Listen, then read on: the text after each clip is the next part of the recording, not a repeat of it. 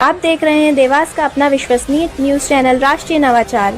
की तरफ से मैं बहुत संक्षेप में छोटी सी बात आपसे अपील करना चाहती हूँ। जो कौम अपनी बड़ाई करती रहती है, अपना आत्मचिंतन नहीं करती, उसकी गति रुक जाती है प्रगति की। पहले भी बात कही गई, लेकिन मैं 3 चीजों की तरफ आपका ध्यान दिलाना चाहती हूँ। हमारी युवा पीढ़ी बड़ी आकर्षित हो रही है। एक नशे की आदत, एक अपराधों की तरफ आकर्षण और एक लापरवाह तेज ड्राइविंग के प्रति आकर्षण। महिलाओं के नाम से लॉटरी डाली एप्लीकेशन लगाते हैं और महिला जो घर की लक्ष्मी होती है उसका नाम बाजार में दारू के ठेके के ऊपर लिख देते हैं। एक खास चीज जो मैंने देखी बड़ी नकारात्मक, अपनी अपनी जाति के अपराधियों का पक्ष लेना शुरू कर दिया है। सबने पितर बना दिया है अपनी अपनी जाति के अपराधियों को। ये अपराधी खुद बर्बाद होते हैं और अपने पीछे पूरी युवा पीढ़ी को बर्बाद करते हैं। मैं आपको एक उदाहरण देती हूं। एक ऐसे शख्स, एक ऐसे खिलाड़ी दिल्ली के, जिन्हें आज मेडल जीते हुए लोगों की गिनती में होना चाहिए था पहलवानी में, अपराध के कारण आज दिल्ली में जेल की सलाखों के पीछे बैठे हैं। ये हमारे लिए दुख की और शर्म की बात है। और तीसरी चीज, तेज ड्राइविंग। 1 लाख युवक, बाकी बड़े उम्र के लोग अलग हैं, 1 लाख युवक जान गंवाते हैं हर साल लापरवाह ड्राइविंग के कारण। आप सोचिए, 25 साल लगते हैं एक बच्चे को पालकर बड़ा करने में और 25 सेकंड में लापरवाह ड्राइविंग के कारण वो लाश में बदल जाता है। क्या बीतती होगी उस मां के ऊपर जो अपने जाते हुए बेटे की पीठ देखती है और आते हुए बेटे का मुंह नहीं देख पाती। आप लोग क्या सोचते हैं?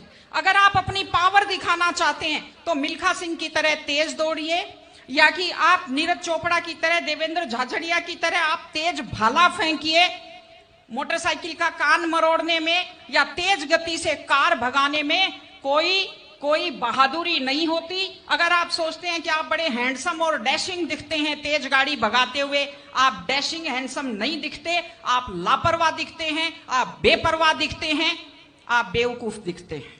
इसलिए कम से कम सड़क पर जब भी गाड़ी चलाएं, आप ध्यान से गाड़ी चलाइए। आपकी जिंदगी आपके माता पिता की भी है।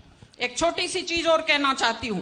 हमारे बुजुर्ग हमें जब पालते हैं, जो लोग खेती से बच्चों को पढ़ाते हैं, जो लोग छोटी आमदनी में बच्चों को पढ़ाते हैं, उनकी पूरी उम्र खप जाती है अपने बच्चों की जिंदगी बनाने में।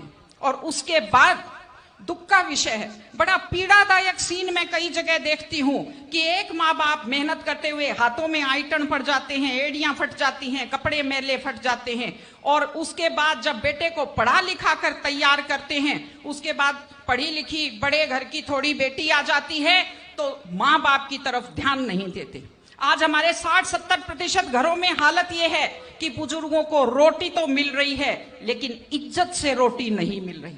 इस चीज को बदलने की जरूरत है। माँ बाप, मैं आपसे कहती हूं, जैसी भी परिस्थिति होती है, माता पिता आपको राजकुमार की तरह पालते हैं। आपकी भी ड्यूटी है, जैसी आपकी हैसियत है, बुढ़ापे में उनको बादशाहों की तरह से रखिए, उनकी सेवा कीजिए, उनका सम्मान कीजिए। इस तरह से माता पिता की सेवा कीजिए। वो अपनी जिंदगी आपके लिए कुर्बान कर देते हैं। और माताएं बहनें बैठी हैं, एक छोटी सी लास्ट बात जो मैं कह रही हूं, बेटियों को समझदार बनाइए, बेटियों को बेटा मत बनाइए, क्योंकि बेटे तो लापरवाह होते हैं। बेटियों को समझदार बेटी बनाइए। जब वो घर से बाहर जाती है तो उसको समझाइए कि वो साथ अपने घर की इज्जत लेकर के जाती है। बेटियों को समझाइए कि कैसे लोग मीठी मीठी बातों का जाल लेकर शिकारियों की तरह से घूमते हैं। और अपनी बेटी को संस्कार दीजिए कि वो जिस घर में जाए अपने सास ससुर की सेवा करे। आजकल मैंने नया ट्रेंड देखा है, बेटियां माँ मम्मी की तो बहुत चिंता करती है लेकिन सास की चिंता नहीं करती हैं। ये गलत चीज है। औरत घर की धुरी होती है। अगर वृद्ध लोगों की चिंता नहीं करेंगे तो हमारे वृद्ध लोगों को सुरक्षा कैसे मिलेगी, उन्हें सम्मान कैसे मिलेगा, इनकी जिंदगी खुश कैसे होगी। इसलिए कोई भी कौम तभी आगे बढ़ती है जब वो संस्कारवान हो, जब वो मेहनती हो, जब वो शिक्षा पर ध्यान दे। हमने ये सब किया है, मैं आपको बधाई देती हूँ।